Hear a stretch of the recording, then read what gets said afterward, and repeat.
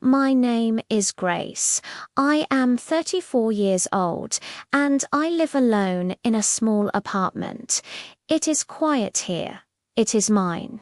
And after everything I went through, that peace means more to me than most people will ever understand. 5 years ago, I got married. His name was Dylan. He was 5 years older than me, and at first I thought that made him wiser, more mature. I was wrong. Dylan was not a bad man in obvious ways. He never lost his job. He never missed a bill. But he was cold. He came home late every night, ate dinner without a word, and went straight to sleep. He went out with his friends after work and came back smelling like alcohol. When we went to parties, he would say things about me in front of others. Little comments, small insults, but they added up.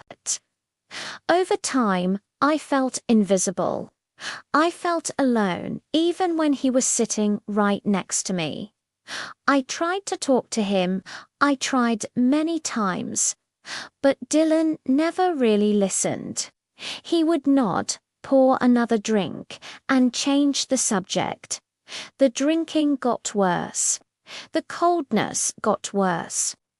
One day, I looked at myself in the mirror and realized I had forgotten who I was before him. That was the moment I made my decision. I packed what I needed and I left. It was one of the hardest things I have ever done, but deep in my heart, I knew it was right. That was 8 months before everything changed again. Life after Dylan was simple. I found a job. I settled into my small apartment.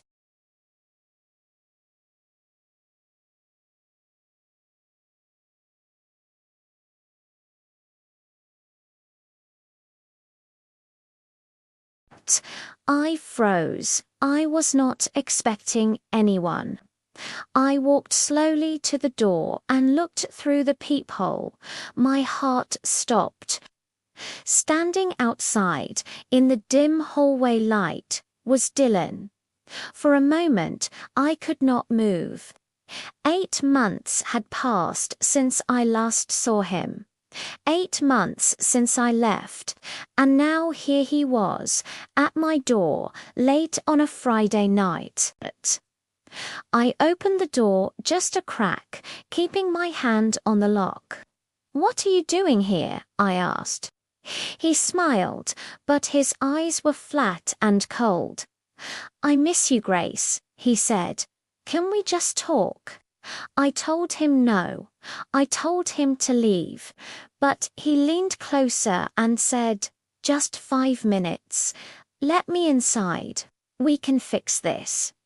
I looked at him and said clearly, "There is nothing to fix, Dylan. It is over." That was when his voice changed. It dropped low and sharp, the way it used to before he would break something. "Open the door, Grace. Now." I said no and started to close it. He shoved it hard. I threw my weight against it and turned the lock just in time. From the other side, I could hear him yelling. He kicked the door. He said I was still his wife. He said I could not do this to him. I stepped back, shaking. My hands would not stop trembling. I could barely breathe. I called my best friend first. "Dylan is here," I whispered. "He is angry. I am scared." She did not hesitate. "Call the police right now," she said. "Do not wait." So I did. I called and told the woman on the line that my ex-husband was trying to force his way inside. She told me to stay inside, stay calm, and that someone was on the way.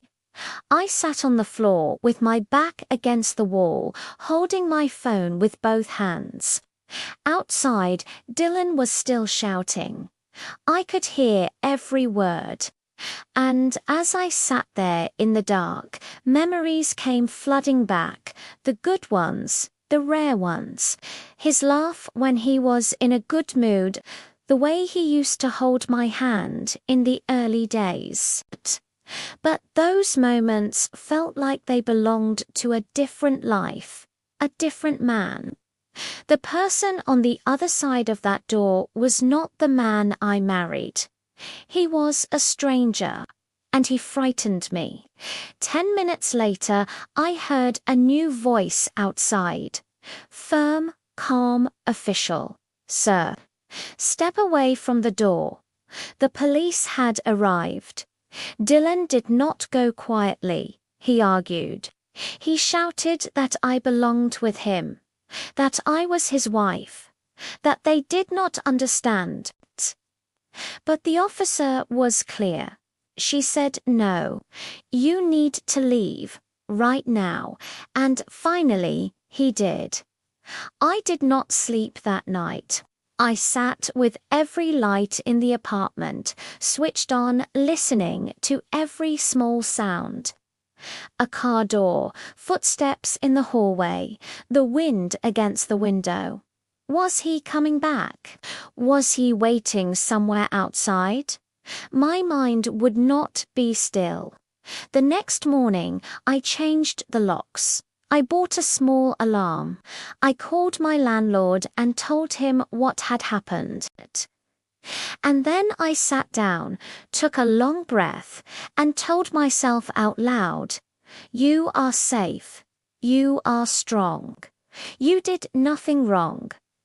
But even now, I think about that night. I think about how he knocked so softly at first, how he smiled with cold eyes, how he said just 5 minutes like it was such a simple thing. That night changed something in me permanently. Before, I was quiet. I kept my fears inside. I told myself not to cause trouble, not to make things worse. But I have learned that silence does not protect you. Speaking up does. Some people, when I told them the story, said maybe he just wanted to talk. Maybe I overreacted. But those people were not there. They did not hear his voice change. They did not see his face when I said no. I was there. I saw it all, and I trusted what I felt. I will not pretend the fear is completely gone. Some nights a loud knock still makes my heart jump. Some evenings I check the lock twice before I sit down. But I am still here. I am still standing. I built a quiet life with my own hands, and I am not going to let anyone take that from me. If you are ever in a place where someone makes you feel small, where you are afraid inside your own home, please hear this. Your feelings are real. Your fear is valid. You do not need to explain yourself or wait for things to get worse before you act. Leave if you can. Lock the door, call for help, and never be ashamed to protect yourself, because protecting yourself is not weakness. It is one of the bravest things a person can do.